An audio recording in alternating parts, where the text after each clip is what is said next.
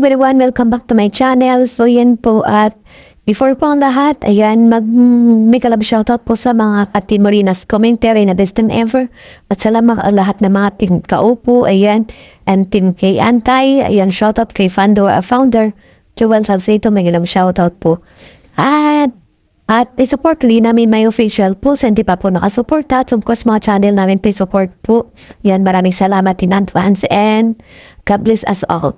At ito nga po guys, oh my God, may bibigyan po tayo ng reaction. Itong si Pedring sumusobra na po talaga yung pagka malabdaw ng utak niya, napakatampalasan po talaga. At ito nga po, napanood natin sa live niya. At this moment po, naka-live po siya at marami po siyang sinasabi against kay Kuya na kay Kanoli. At ito pa yung pinakamasakla po ay tinawag niya po na manyak si Sir Kanoli. O diba, Piluda Bell? At masasabi ko naman about sa mga ganun na yan dahil wala po siyang ebidensya yung as in Piluda Bell. At pangbababoy, sorry for my words, pangbababoy na po yan ang pagkatao ng isang tao na wala naman siyang ebidensya na ganun nga po yung isang tao. At yun nga po, dahil siguro nasa pasok po sa mga GC na strikers, alam naman po natin na yung grupo na yan ay talagang talamak ang pangmabalahura at pangbababoy sa kapwa nila. Talagang walang boons yung kanilang mga dila pag nagsalitagan sa kapwa nila. At pag binalikan po ay tatawagan kanina ikaw daw yung balahura. Yun ang katotohanan. At ito nga si Pedring talagang talamak na po yung pambabalahura sa kapwa niya. Pero yung words na po na talagang naman niya, sa tingin ko po para sa kanya po yun. Mas bagay po sa kanya, itatawag yun. Kasi may ebidensya po tayo na ganun po nga siya. Kahit dyan sa live niya, talagang napakabastos na matanda na yan kasi isa pa akong biktima na parang hanggang hinaras niya online. Binastos niya po online na may something na nakakadiri po, no? Ayan. Sa tingin ko naman siya, para sa kanya mga pinagsasabi niya. At kay Kanoli hindi ako agree or ano po dyan. Kasi dahil napaka-respetong tao po yun eh. Kung may nasasabi man siya, isimusagot lang naman po siya. At hindi po yan masama kasi kailangan po natin panindigan po yung katotohanan. Lalo pa tayo, yung una lang naman niya. Ang kasi natin is tumulong din sa kanila, sumusuporta.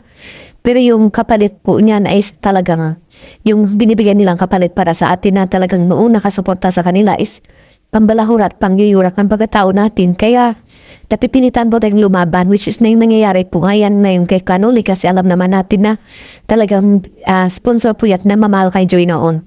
At hindi po binigyan ng halaga na matawag yung suportahan niya at which is yung community nga na yan. At pag nasalta yung tao, kapag transparency at kung ano pa na against sa kanila na nakikita ng tao na yan, sasabihin nilang balahura at putak ng putak, ganun po.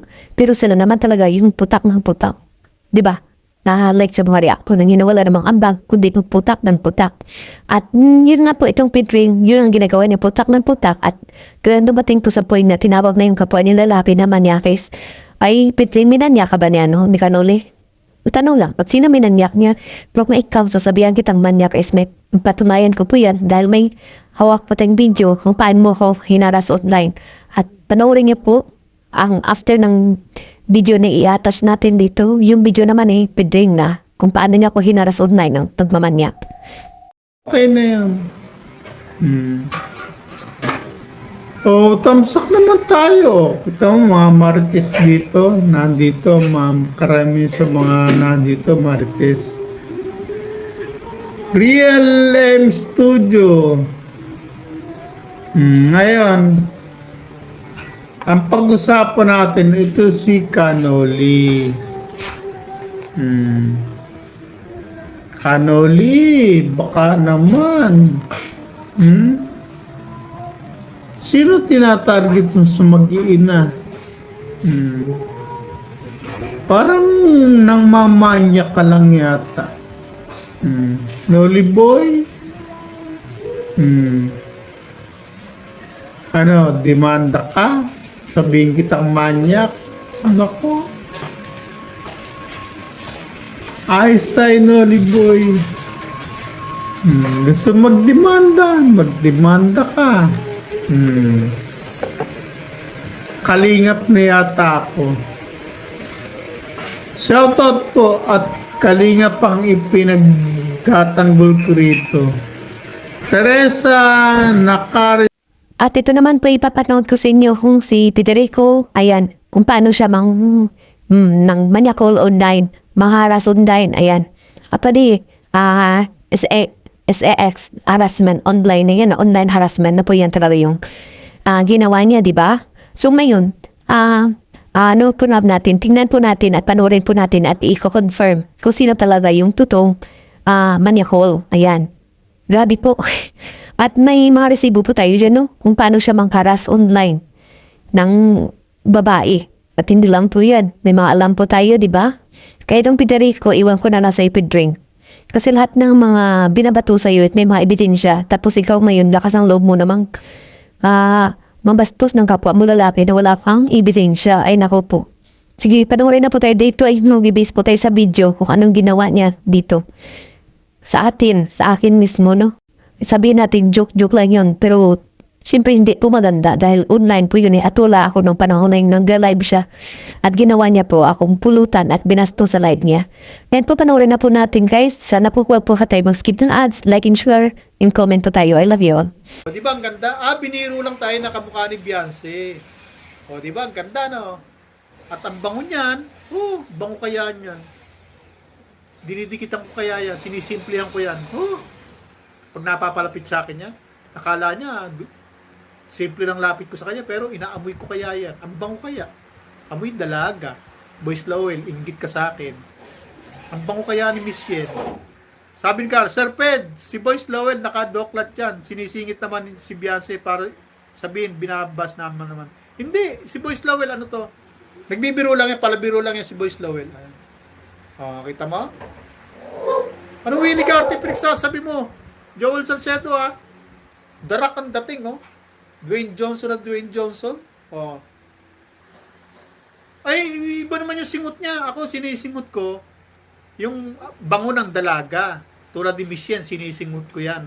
Pag napapadikit ako, akala niya simple lang ako pero sumisingot-singot na ako sa kanya. Ang bango kaya, lalo na yung buhok dito sa banda rito. Naamoy ko kaya. Hoy, anong tomboy? Babae si Miss Yen. Dalagang mabango. Inggit lang kayo. Nakilatis ko na. Ako kaya nakakilatis niya kay Miss Yen. Akong nakatabi niyan. Ikaw, Dog Snap. Mangarap ka lang. Ako mismo ang nakatabi ni Miss Yen. Pag dinadaanan ko yan, sinisimplihan ko yan. Inaamoy ko yung buhok niyan. Pati nga braso niyan, inamoy ko eh. Bango, kinis. Morena, pero makinis. Parang pareho sila Reyna. Tiyan mo naman ang... Kayo ba, meron yan. Kami lang ni Miss yan ang may kuha ng may katabi. Kaya ang daming tatabihan doon, siyang tinabihan ko. Kasi siya yung dalaga. Siya yung pinakababang. Anong tomboy? Hindi tomboy si Miss Yen. Babae, pihikan lang sa lalaki. Siguro ang gusto ni Miss Yen ako. Miss Yen, bakit pihikan ka sa lalaki? Siguro, mga tulad ko gusto mo, no? Kasi hindi na siya nahihiyan tumabi ako sa kanya eh. Sa ibang lalaki, ilag to eh. Pero pag ako tumabi dito, hindi nakakatanggi. Kita mo, halos sumandal ako. Makita nyo, ako sa inyo na marami kami sa grupo, pero sa kanya ako tumabi. Hindi ka papasa doon. Pihikan sa lalaki yon. Ang mga type nun ako. Kita mo naman kung makadikit ako sa kanya. Grupo kami niyan. Ayun, may isang kamay. Pagmasdan nyo yung kamay, kung gaano kalakas ang appeal ni Federico. Kita nyo, pagmasdan nyo mabuti, sabi ni Cell TV host, aso lang daw ang nagsisingot. Kung gano'n naman kaganda ang sisingutin mo, katulad ni Miss Yen, di paling aso na ako. Ayun, kita nyo yung isa, may kamay pa, nakita nyo yung kamay, ayan, may kamay, may isang kamay na maputi, Gusto kayo umakbay sa akin yan, nahiya lang. Kita mo, imbis na umakbay sa akin, ipinatong na lang sa hita ni Reyna yung kamay niya.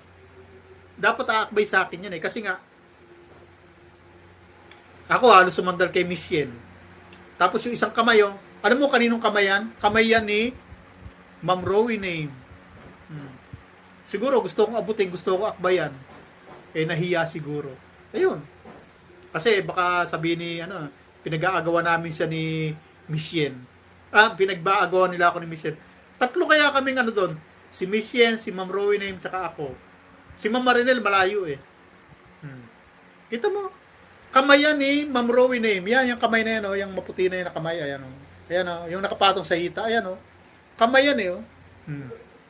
Gusto akong abutin, akbay sa akin. Parang nga naman close kami. Eh, wala eh.